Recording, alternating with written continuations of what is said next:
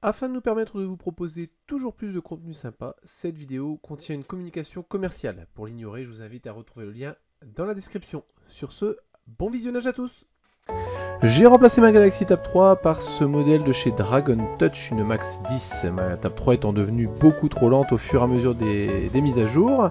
Donc il s'agit d'une tablette en 10 pouces 1, donc premier prix, voilà, on l'a trouvé un peu partout sur internet. Une bonne taille pour ce tarif, donc livré avec un chargeur, garantie 2 ans, un petit livret explicatif qui n'est pas courant.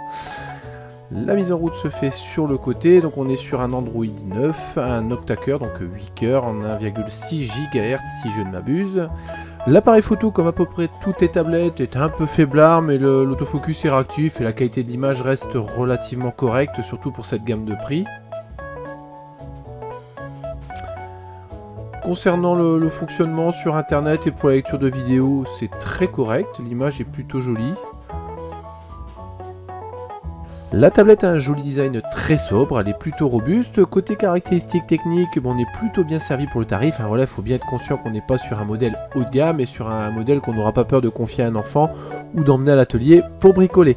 Pour retrouver les autres modèles de la marque, n'hésitez pas à aller faire un petit tour sur leur site internet, le lien dans la description.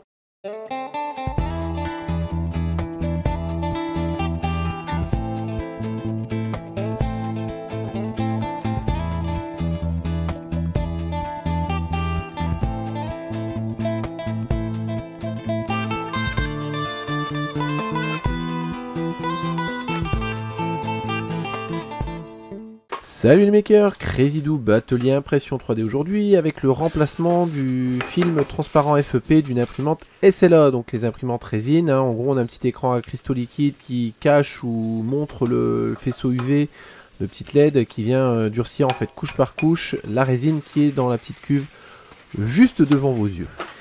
Donc pour le remplacement, ça va varier forcément un petit peu d'une marque à l'autre. Là je travaille sur une Shadow 5.5S que j'avais présentée précédemment.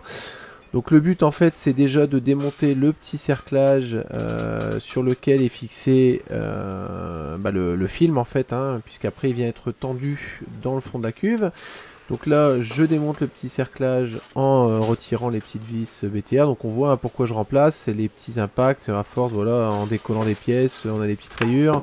Le nettoyage de la cuve également à l'alcool vient blanchir un petit peu le film. Là, je suis malheureusement obligé de le remplacer prématurément parce que j'ai fait des petits impacts, voilà, tout simplement. Donc, je l'ai mis en accéléré pour pas vous, vous beurrer l'arrêt. Je sais que certains adorent l'expression, d'autres moins. Là, donc, on vient retirer les différentes vis. Je suis bien évidemment pas à vitesse réelle. Voilà. Donc, une fois qu'on a enlevé les vis, on peut venir décrocher le petit cerclage. Là, je regarde un petit peu comment ça fonctionne. Là. Donc voilà la première partie du démontage. Donc on voit bien le film qui est monté sur son support. Donc là, on va avoir beaucoup de vis à retirer. Du coup, ça permet de voir un petit peu mieux le mauvais état de la membrane FEP. Là. Je vais changer mon embout. Donc je débloque les différentes vis pour pouvoir après les desserrer complètement avec mon tournevis électronique. Donc pour ceux qui vont devoir le faire à la main, je compatis, parce que ça a déjà été long pour moi avec le tournevis électronique. Donc j'ose pas imaginer si vous devez le faire à la main. Donc voilà, je fais une petite prière pour vous. Voilà. Donc ça paraît rapide, mais ça ne l'est pas en réalité. Du coup, on récupère enfin notre film. Donc on a jeté. On vient nettoyer convenablement le cerclage avec de l'alcool isopropylique. Si jamais c'est vraiment trop incrusté, pas hésiter à utiliser un petit peu d'acétone, ça peut aider également. Là, du simple alcool isopropylique a suffi. J'ai du mal à dire isopropylique. Propylique. Voilà. Ensuite, on vient nettoyer le Tangvat, donc la petite cuve. Tangvat. Je sais que je me fais régulièrement gronder parce que je prononce mal l'anglais. C'est voulu, c'est ce que je réponds systématiquement. Parce que quand c'est mal prononcé, une personne qui parle anglais va comprendre, mais une personne qui parle français va comprendre également. Donc le Tangvat, la cuve, voilà, donc qui est bien nettoyée du coup.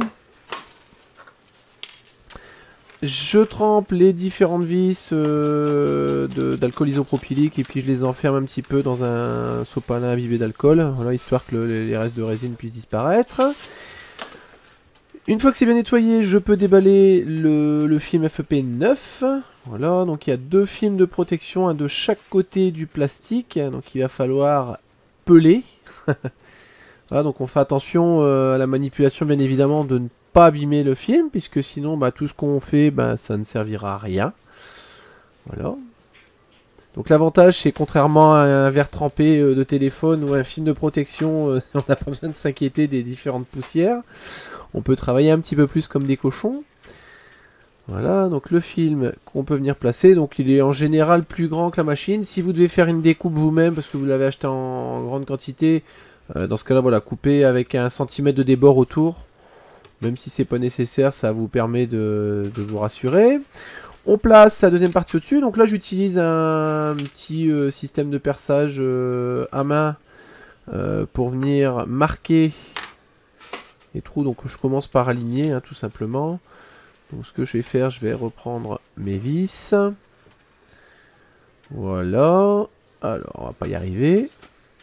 Donc voilà, je reprends une vis que je viens serrer dedans pour positionner le film en place. J'installe une seconde vis pour maintenir le film en place.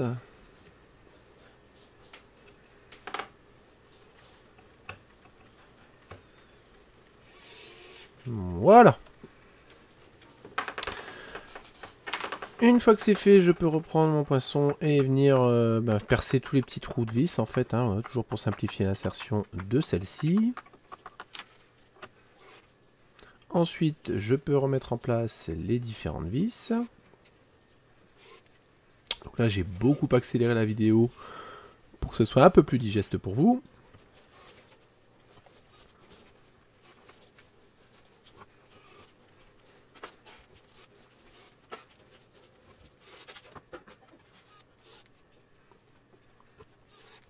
Donc à ça que le serrage ne sera pas suffisant, il faudra venir intervenir derrière avec une clé BTR pour bien les verrouiller, hein. Il est vraiment important que ces 2 cadres soient assemblés vraiment avec force.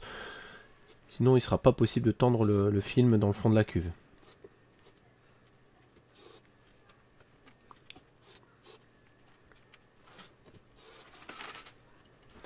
Voilà. Donc, je réinterviens avec une clé BTR, comme je vous le disais précédemment.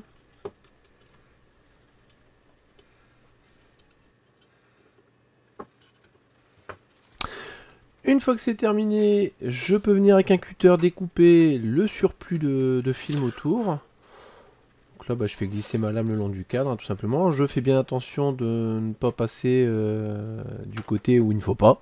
Voilà, donc je sors fort ma lame pour ça. Avec une bonne lame bien neuve, ça se coupe tout seul. Et pareil, je fais attention de ne pas détendre la partie centrale. Voilà. Donc même s'il reste un tout petit peu, c'est pas très grave, hein. On n'est pas sur un travail de précision, clairement. Voilà.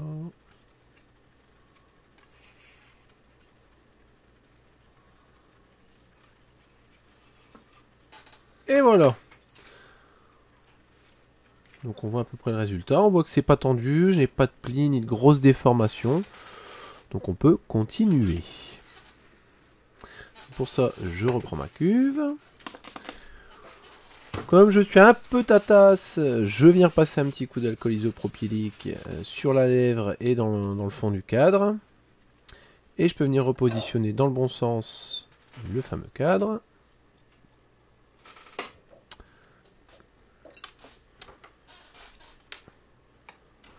Avant de remettre les vis en place, je vais passer un petit coup de brosse métallique dessus, parce qu'elles sont quand même bien encrassées par les résidus de résine. Et même un petit peu de rouille, hein, puisque la cuve, je la nettoie de temps en temps à l'eau. Un petit coup de brosse et après je peux venir les resserrer. Donc là, comme je travaille sur un peu de force, je n'utilise pas le tournevis électronique, hein, j'utilise vraiment le tournevis à main. Voilà, donc je fais ça avec les différentes vis.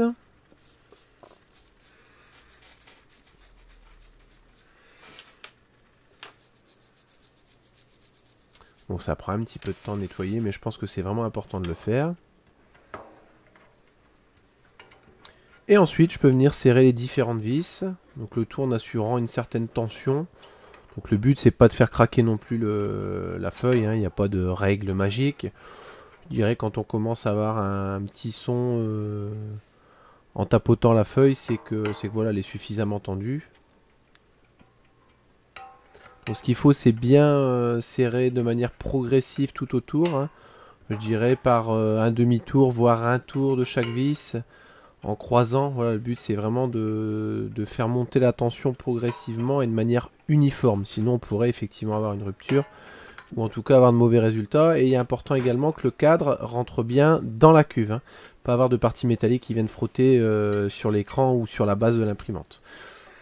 Une fois que la résistance est trop importante au tournevis, on peut passer à la clé et puis terminer tout ça tranquillement. Voilà, j'espère que ce tutoriel vous aura été utile pour changer le film de vos imprimantes SLA. Si vous avez des questions, des commentaires, n'hésitez pas à les laisser juste en dessous de la vidéo. D'ici là, likez, partagez, parlez de nous autour de vous. N'hésitez pas à nous rejoindre sur les réseaux sociaux. Et je vous dis à bientôt pour de nouvelles vidéos.